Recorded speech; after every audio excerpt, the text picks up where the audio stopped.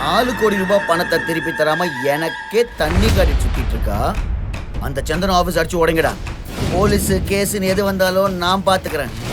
மிகப்பெரிய ஆபத்தில் தான் சிக்கிக் கொண்டதை நினைத்து நொறுங்கி போய் உட்கார்ந்தாள் சந்தனா. அதை பார்த்து ஆறுதலாக பேச அருகில் வந்தான் அவளுடைய கணவன் ஹரிஷ். சந்தனா, ஏன் முகம் ஒரு மாதிரியா இருக்கு? ஏதாவது பிரச்சனையா? சொல்லு, நான் உங்ககிட்ட தானே கேட்டுட்டு இருக்கேன். நான் இன்வெஸ்ட் பண்ண கம்பெனி மொத்தமா லாஸ் ஆயிடுச்சு. நாளைக்குள்ள நான் 50 கோடி கட்டணும். அப்படி இல்லைன்னா இந்த வீடு கம்பெனி எல்லாமே போயிடும். 50 crores தானே, அதுக்கு அப்படி ஃபீல் பண்ணிட்டு இருக்க? 50 crores தானவா? என்ன ஹரிஷ் பேசிட்டு இருக்க? நானே செம்ம கான்ல இருக்கேன். தயவு செஞ்சு போயிடு. அன்றைய பொழுது ஒரு மிகப்பெரிய பிரச்சனையோடு முடியப் போகிறது என்று யாருமே எதிர்பார்க்கவில்லை. மிகப்பெரிய ஆபத்தில் தான் சிக்கிக் கொண்டதை நினைத்து நொறுங்கி போய் உட்கார்ந்தாள் சந்தனா. அதை பார்த்து ஆறுதலாக பேச அருகில் வந்தான் அவளுடைய கணவன் ஹரிஷ். சந்தனா, ஏன் முகம் ஒரு மாதிரியா இருக்கு? ஏதாவது பிரச்சனையா? சொல்லு, நான் உங்ககிட்ட தானே கேட்டுட்டு இருக்கேன். நான் இன்வெஸ்ட் பண்ண கம்பெனி மொத்தமா லாஸ் ஆயிடுச்சு. நாளைக்குள்ள நான் 50 கோடி கட்டணும். அப்படி இல்லைன்னா இந்த வீடு கம்பெனி எல்லாமே போயிடும். 50 crores தானே, அதுக்கு அப்படி ஃபீல் பண்ணிட்டு இருக்க? 50 crores தானவா? என்ன ஹரிஷ் பேசிட்டு இருக்க? நானே செம்ம கான்ல இருக்கேன். தயவு செஞ்சு போயிடு. போன்னு சொன்னேன். ஹரிஷ் அலட்சியமாக பேசியதால் உச்சக்கட்ட எரிச்சல் அடைந்த சந்தனா அவனை கண்டுபிடி திட்டி விரட்ட சோகமாக அங்கிருந்து சென்றான் ஹரிஷ். பாத்தியா இவன? உன் பிரச்சனைக்கும் அவனுக்கும் எந்த சம்பந்தமும் இல்லாத மாதிரி போறா. இவனை தான் நீ உயிருக்கு உயிரா காதலிச்சியா? இந்த மாதிரி ஆளை நீ எப்படிதான் செலக்ட் பண்ணியோ சத்தியமா புரியல. தன் அம்மா திலகாவின் பேச்சு அவளை மேலும் வெறுப்பேற்றியது. ஆனால் உண்மை அதுதான். ஹரிஷ் வீட்டோடு மாப்பிள்ளையாக வாழும் ஒரு ஏழை இளைஞன். 2 வருடத்திற்கு முன்பு சென்னையிலேயே மிகப்பெரிய கோடீஸ்வரனான மதிவண்ணன் தன் ஒரே மகள் சந்தனாவை ஒரு ரகசிய காரணத்திற்காக ஹரிஷுக்கு திருமணம் செய்து வைத்தார்.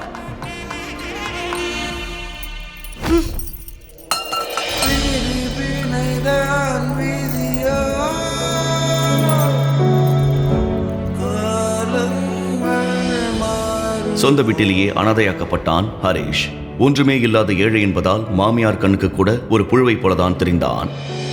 திருமணமான நாளிலிருந்தே ஹரிஷ் அந்த வீட்டின் சம்பளம் வாங்காத வேலைக்காரனாகி போனான். 2 வருடமாகியும் இருவருக்கும் குழந்தை இல்லாததால் அவர்களை பிரிக்க திலகா சதி செய்ய ஆரம்பித்தாள். ஹரிஷை விவாகரத்து செய்ய சொல்லி திலகா துன்புறுத்தினாலும் அவன் மீது இருக்கும் காதலால் அதை செய்ய மறுத்தாள் சந்தனா. இது ஒரு புறம் இருக்க, இன்னொரு பக்கம் மேடம், இங்க ஆபீஸ்ல பெரிய பிரச்சனையா இருக்கு மேடம். எல்லாரும் வேலை செய்ய மாட்டோம்னு சொல்றாங்க. ஸ்ட்ரைக் பண்ண போறதா வேற பேசிக்கிறாங்க மேடம். எது நடக்கக்கூடாது என்று நினைத்தாலும் அது பூதாகரமாக வெடிக்க ஆரம்பித்தது. மந்த் ஸ்டார்ட் ஆகி இன்னும் சேலரி கிரெடிட் ஆகலன்னு எல்லாரும் கோவமா இருக்காங்க. இப்படியே போனா நாளைக்குள்ள ஆபீஸே உடைச்சிருவாங்க மேடம். இப்போ என்னமா பண்றது? ஹலோ மேம், இருக்கீங்களா? அஞ்சலி, உங்க பணம் எங்கேயும் போடாது, நாளைக்குள்ள கொடுத்துருவோம் சொல்லுங்க. பணம் கிடைக்காது என்று தெரிந்தாலும் ஒரு பொய்யை சொல்லி சமாளித்த சந்தனாவிற்கு கேட்ட இடத்திலிருந்து யாருமே உதவ முன்வராதது பெரும் மன உளைச்சலை கொடுத்தது. எதிர்பாராத நேரத்தில் அவளுடைய தோழி தர்ஷினியிடமிருந்து அவளுக்கு ஒரு போன் கால் வந்தது. ஏய் சந்தனா, நான் எல்லாம் கேள்விப்பட்டேன். நீ ஒன்றும் கவலைப்படாத. You know my friend Ashok, right? அவன் இப்போ பிஸ்னஸ்ல நல்ல பொசிஷன்ல இருக்கான். நான் அவன் கிட்ட பேசி பார்க்குறேன். ஐ எம் வெரி ஷுர் அவன் கண்டிப்பாக உனக்கு ஹெல்ப் பண்ணுவான். நிஜமாவா சொல்ற? ஹே, ரொம்ப தேங்க்ஸ் டி. நான் எவ்வளோ டென்ஸ்டா இருந்தேன் தெரியுமா? இப்போ I feel so relieved. Thank you so much. ஏற்கனவே அவளுடைய நிலையை புரிந்து வைத்திருந்த தர்ஷினி சந்தனா மெல்ல நிம்மதி அடைய, இன்னொரு பக்கம் ஹரிஷ் தன்னுடைய ரகசிய போனில் ஒரு உத்தரவை பிறப்பித்தான். நான் சொல்ல போறத நல்லா கேட்டுக்கோ. என் ஒய்ஃபோட கம்பெனில இன்வெஸ்ட் பண்ணவங்க யார் யாருன்னு லிஸ்ட் எடுத்துக்கோ. அண்ட் அவங்களுக்கு சேர வேண்டிய அமௌண்ட், அப்புறம் அவங்க கம்பெனி எம்ப்ளாயீஸோட சேலரி, இதெல்லாம் நாளைக்குள்ள செட்டில் ஆயிருக்கணும். அண்ட் ரொம்ப முக்கியமான விஷயம், இதுக்கெல்லாம் பின்னாடி நான் தான் என் ஒய்ஃப்க்கு தெரியவே கூடாது. ஓகே என்று சொல்லிவிட்டு ஹரிஷ் போனை கட் செய்ய இரவெல்லாம் தூங்காமல் கவலையில் இருந்தாள் சந்தனா. அப்பொழுது மீண்டும் தர்ஷினி அவளுக்கு போன் செய்தாள். ஹலோ, என்னாச்சு தர்ஷினி? அசோக்கிட்ட பேசுனியா? அவன் என்ன சொன்னா? பணம் தரேன்னு சொன்னானா? ஏய் வெயிட், ஜஸ்ட் ரிலாக்ஸ் சந்தனா. நான் அசோக் கிட்ட எல்லாம் பேசிட்டேன். அவனுக்கு ஹெல்ப் பண்றதெல்லாம் ஓகே தான். அவன் நாளைக்கே உன் கிளைண்ட்ஸை வந்து பார்க்குறேன்னு சொல்லியிருக்கான். ரொம்ப thanks Darshini, thank you so much. இந்த ஹெல்ப்பை நான் எப்பயுமே மறக்கவே மாட்டேன் என்று தர்ஷினிக்கு உருகி உருகி நன்றி தெரிவித்தாள் சந்தனா. அடுத்த நாள் காலை எதிர்பாராத விதமாக அவளுடைய கார் பஞ்சர் ஆகி இருக்க அவளை 5 நிமிடத்தில் ஆபீஸில் டிராப் செய்வதாக ஹரிஷ் அழைத்து வந்தான். சந்தனாவும் வேறு வழியின்றி அவனுடன் ஆபீஸுக்கு வந்து இறங்க அதை பார்த்து கேவலமாக பேசினாள் அவளுடைய செக்ரட்டரி. என்ன மேம் இந்த வண்டியில வந்திருக்கீங்க? உங்க கார் என்னாச்சு? என் நேரம் பஞ்சர் ஆயிடுச்சு. சரி அதை விடு, அசோக் இன்னும் வரலையா? வர டைம் தான் மேம், இப்போ வந்துருவாரு. அப்பொழுது ஆபீஸை வட்டமிட்டபடி ஒரு சொகுசு கார் அங்கே வந்து நிற்க அதிலிருந்து டிப்டாப்பாக இறங்கினான் அசோக்.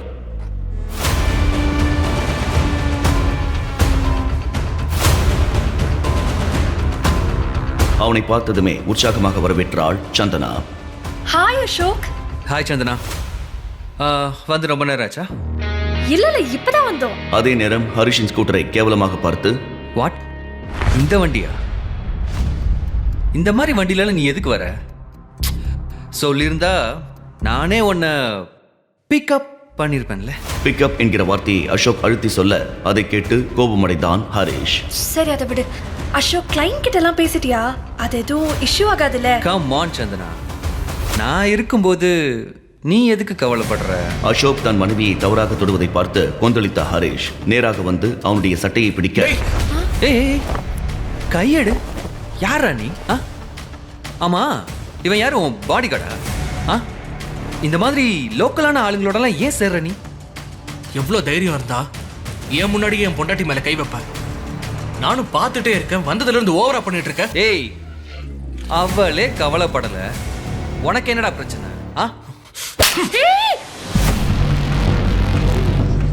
இதை பார்த்த சந்தனாவின் ஊழியர்கள் அத்தனை பேரும் சிரிக்க அது அசோக்குக்கு பெரும் அவமானத்தை கொடுத்தது. ஹரிஷ் என்ன பண்ணிட்டு இருக்க? உன்னை நான் இதுக்கு தான் கூட்டு வந்தேனா? எனக்கு ஹெல்ப் பண்ண வந்தறப்ப ஏன் இப்படி பண்ற? என் மேல எதுக்கு சந்தனா கோவப்படுற? அவன் என்ன சொன்னது உனக்கு தப்பா தெரியலையா? அசோக் பண்ணல என்ன தப்பு இருக்கு? என் நிலைமைய புரிஞ்சுக்காம ஏன் இப்படி பண்ற? அசோக் அசோக் ப்ளீஸ் அசோக், போகாத அசோக். ஹரிஷ் மேல இருக்க தப்புக்கு நான் சாரி கேட்கிறேன். ப்ளீஸ் அசோக், உன்னை விட்டு இந்த ப்ராப்ளம்ல இருந்து என்ன யாருமே காப்பாற்ற முடியாது. அது உனக்கு தெரியுது, ஆனா உன் புருஷனுக்கு தெரியலையே. எல்லாரும் முன்னாடி என்ன அடிச்சு அவமானப்படுத்திருக்கான். அவனை என் காலில் விழுந்து மன்னிப்பு கேட்க சொல்லு. என்ன ஹரிஷ் மண்ணு மாதிரி நிக்கிற? எல்லாரும் முன்னாடி இப்படி என்ன நிக்க வச்சிட்டல? உனக்கு என்ன அவ்வளோ ஈகோ? ஒரு சாரி கேட்டா உன் பரம்பரமானம் போடுமா? இவ்ளோ நாள் நீ எதுக்குமே உதவ மாட்டேன்னு நினைச்ச, ஆனா இன்னைக்கு தான் தோணுது நீ ஒரு சரியான சாடிஸ்ட். கண்ட முன்னாடி கெஞ்ச வச்சிட்டல? என் கண்ணு முன்னாடி நிக்காது, எங்கேயாச்சும் போய் தல. சந்தனா, அசோக் போய் சாரி கேளு ஹரிஷ். அவன் கால்ல நான் விழணுமா? உனக்கு ஏதாவது மண்டை குழம்பி போச்சா? கண்டவன் கால்ல போய் விழ சொல்ற? சாரி சந்தனா, இதுக்கு மேல நான் இங்க நின்னேன்னா அது எனக்கு தான் அசிங்கம். அதான் அவன் தைரியமான புருஷன் இருக்கான்ல, அவன் அவன் பிரச்சனையை சால்வ் பண்ணுவான். சந்தனாவை மேலும் வெறுப்பேற்ற நினைத்த அசோக் தன்னுடைய காரில் ஏறி அங்கிருந்து கிளம்பி சென்றான். இப்போ உனக்கு சந்தோஷமா? எல்லாரும் முன்னாடி இப்படி என்ன நிக்க வச்சிட்டல? உனக்கு என்ன அவ்வளோ ஈகோ? ஒரு சாரி கேட்டா உன் பரம்பரமானம் போடுமா? இவ்ளோ நாள் நீ எதுக்குமே உதவ மாட்டேன்னு நினைச்ச, ஆனா இன்னைக்கு தான் தோணுது நீ ஒரு சரியான சாடிஸ்ட். இப்படி கண்ட முன்னாடி கெஞ்ச வச்சிட்டல? என் கண்ணு முன்னாடி நிக்காது, எங்கேயாச்சும் போய் தல என்று சந்தனா கோபமாக அங்கிருந்து செல்ல உடைந்து போனான் ஹரிஷ். சந்தனா, ஆம்பளை அந்த இதை பத்தி அவகிட்ட சொல்லாம அவளை என்கிட்ட இருந்து காப்பாத்து பார்க்கலாம். டேய், ஏய், கைய கீழே போடுறா. அப்புறம் ஏன்டா அவ உன்னை விட்டுட்டு என்கிட்ட காசுக்காக வந்து நிக்கிறா? ஏன்னா எல்லாமே என்கிட்ட இருக்கு, நீ ஒண்ணுமே இல்லாத பிச்சைக்கார நாயிடா. நான் சொன்னது சரியா போச்சு பாத்தியா? சொல்ல சொல்ல கேட்காம அவனை போய் கல்யாணம் பண்ணிட்டு வந்து நின்னியே, இப்ப என்னாச்சு? அவன் புத்திய காட்டினா இல்ல, அவனால இப்போ எல்லாரும் தெருவுக்கு வந்துட்டோம். சந்தனா ஒரு நிமிஷம், நான் அசோக் கிட்ட பேசினேன். அவன் இப்போவும் உனக்கு ஹெல்ப் பண்ண ரெடியாக தான் இருக்கான். ஆனால் ஒரு கண்டிஷன், நீ ஹரிஷை டிவோர்ஸ் பண்ணிட்டு அசோக்கை கல்யாணம் பண்ண சம்மதிச்சா இப்போவே உன் பிரச்சனையை காப்பாற்ற அவன் ரெடியாக இருக்கான். அவளை எதுக்கு நீ முறைக்கிற? தர்ஷினி சொல்லறதுல என்ன தப்பு இருக்கு? அசோக்குக்கு என்ன குறைச்சல்? பணம் இல்லையா, அந்தஸ்து இல்லையா, பார்க்க லட்சணமா வேற இருக்கான். இந்த தருதலைய தலைமொழிக்கிட்டு அசோக் தம்பிய கல்யாணம் பண்ணிக்கோ. இன்னொரு பக்கம் ஏற்கனவே குழப்பத்தில் இருந்த சந்தனாவை இருவரும் மேலும் குழப்ப தடுமாற ஆரம்பித்தாள் சந்தனா. அப்பொழுது அவளுடைய கிளையண்டிடமிருந்து அவளுக்கு போன் வந்தது. வணக்கம் மேடம், நீங்க சொன்ன மாதிரியே அமௌண்ட் எல்லாம் செட்டில் பண்ணிட்டீங்க. ரொம்ப சந்தோஷம். நான் சொன்ன மாதிரியே உங்களோட ஆபீஸ் டாக்குமெண்ட், வீட்டு பத்திரம் எல்லாத்தையும் நான் கொடுத்து அனுப்பிட்டேன். அன்னைக்கு உங்களை தப்பா பேசுனதுக்கு என்ன மன்னிச்சிருங்க என்று கிளையண்ட் கனிவாக பேச சந்தனாவுக்கு அது பெரும் ஷாக்காக இருந்தது. அடுத்த நொடியே சந்தனாவின் செக்ரட்டரி அவளுக்கு போன் செய்தாள். யாரோ ஒருத்தர் நம்ம ஆபீஸ் எம்ப்ளாயிஸ் எல்லாருக்குமே salary கிரெடிட் பண்ணிருக்கார் மேம். எம்ப்ளாயிஸ் எல்லாரும் ஸ்ட்ரைக்கை வாபஸ் வாங்கிட்டாங்க. அதை சொல்லதான் மேம் உங்களுக்கு கால் பண்ணேன். செட்டில் பண்ணிட்டாங்களா? ஆமா மேம். இதெல்லாம் எப்படி சாத்தியம் என்று தெரியாமல் சந்தனா ஆச்சரியமாக, என்னோட கிளையண்ட் கால் பண்ணி எல்லா பணத்தையும் யாரும் செட்டில் பண்ணதா சொல்றாரு. என்னோட எம்ப்ளாயிஸ்க்கும் salary போயிருக்கு. என்ன? யாரா இருக்கும்? இன்னுமா புரியல? இதுக்கெல்லாம் காரணம் கண்டிப்பா அசோக் தான்.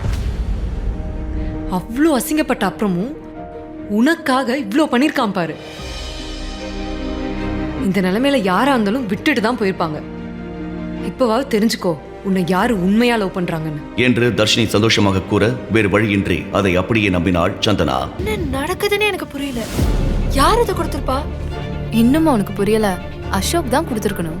அவன் உனக்காக என்ன வேணாலும் செய்வாண்டி. அவன் உன்கிட்ட இருந்து எதிர்பார்க்கறது ஒரே ஒரு விஷயம்தான், உன் உண்மையான அன்பு.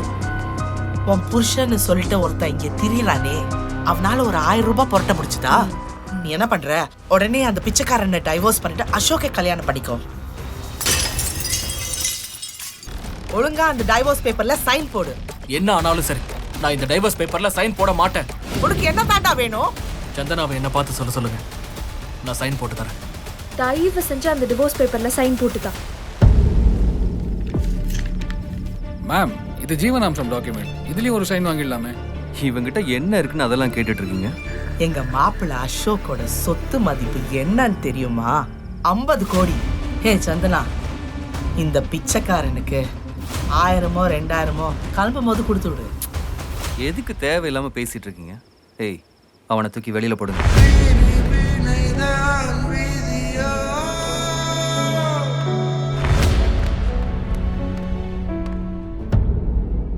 இன்னொரு பக்கம் ஹரிஷ் மீண்டும் அதே ரகசிய போன் காலில் நான் இருந்தார். சொன்னதெல்லாம் அரேஞ்ச் பண்ணியாச்சுல, அப்புறம் நாளைக்கு வந்து சொதப்பிடக்கூடாது.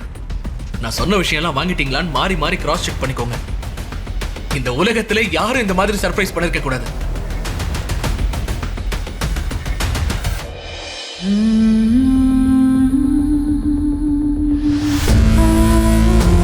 காலை விடிந்ததும் உற்சாகமாக எழுந்த ஹரிஷ் அனைத்து ரகசியங்களையும் சந்தனாவிடம் சொல்லிவிட்டு சர்ப்ரைஸ் பரிசை கொடுப்பதற்காக அவளை தேடினான். ஆனால் சந்தனா அங்கு இல்லை.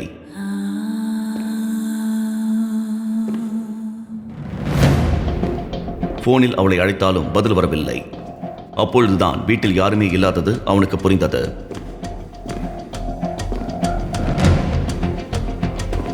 சந்தனாவிற்கு மெசேஜ் செய்து கொண்டே வாசலுக்கு வந்தவன் ஒரு சொகுசு கார் உள்ளே வருவதை பார்த்து அப்படியே நின்றான்.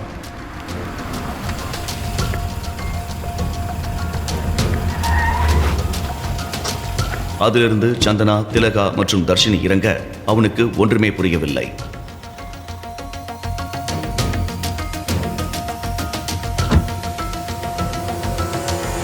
என்னடி இவன் என்னைக்கும் இல்லாம இன்னைக்கு வந்து கோட் சூட் போட்டு நின்னுட்டு இருக்கான்? எங்கேயாவது வாடகைக்கு எடுத்திருப்பானோ? அது வந்து எங்கேயாவது திருடிட்டு வந்திருப்பான். என்ன சந்தனா, எங்க போன?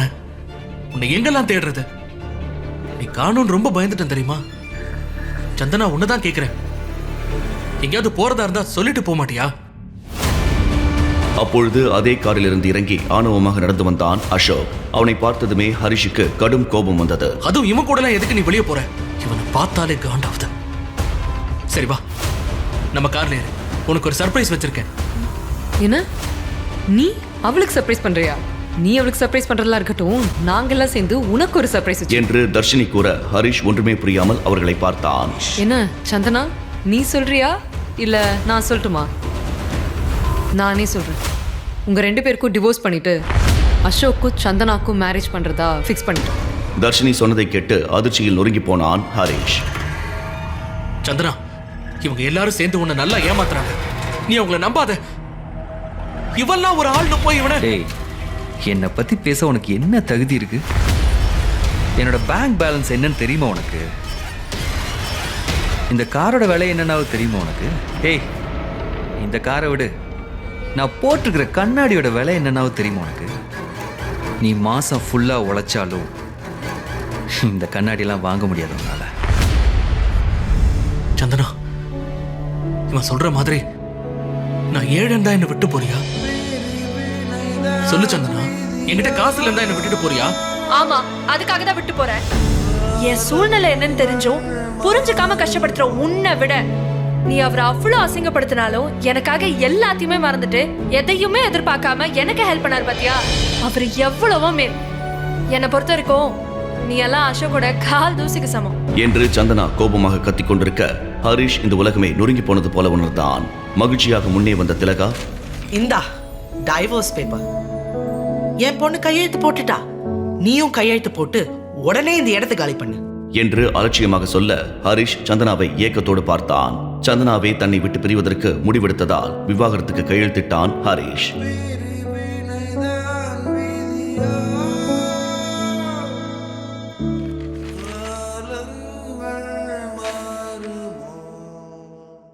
அதே நேரத்தில் பல கோடி ரூபாய் மதிப்புள்ள பெரிய சொகுசு கார்கள் அந்த வளாகத்தின் உள்ளே வந்தது. அது ஏன் என்று தெரியாமல் அசோக் உட்பட எல்லோரும் அதிர்ச்சியாக பார்க்க அந்த காரிலிருந்து விலை மதிப்புமிக்க கோட் சூட் அணிந்த நபர்கள் இறங்கினர்.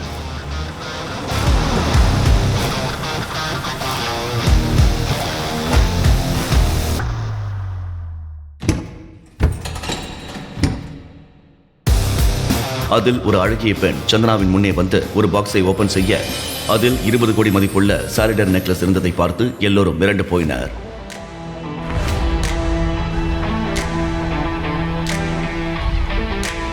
வந்தவர்களின் தோரணை இது ஹரிஷ் செய்த ஏற்பாடு என்று காட்டிக் கொடுத்தது.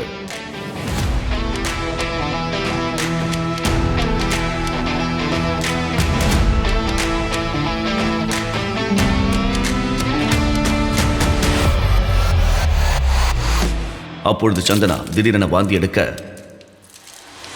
அதை பார்த்து நிலநடுக்கம் வந்தது போல மிரண்டு போனான் அசோக். ஹரிஷும் சந்தனாவும் இணைவார்களா?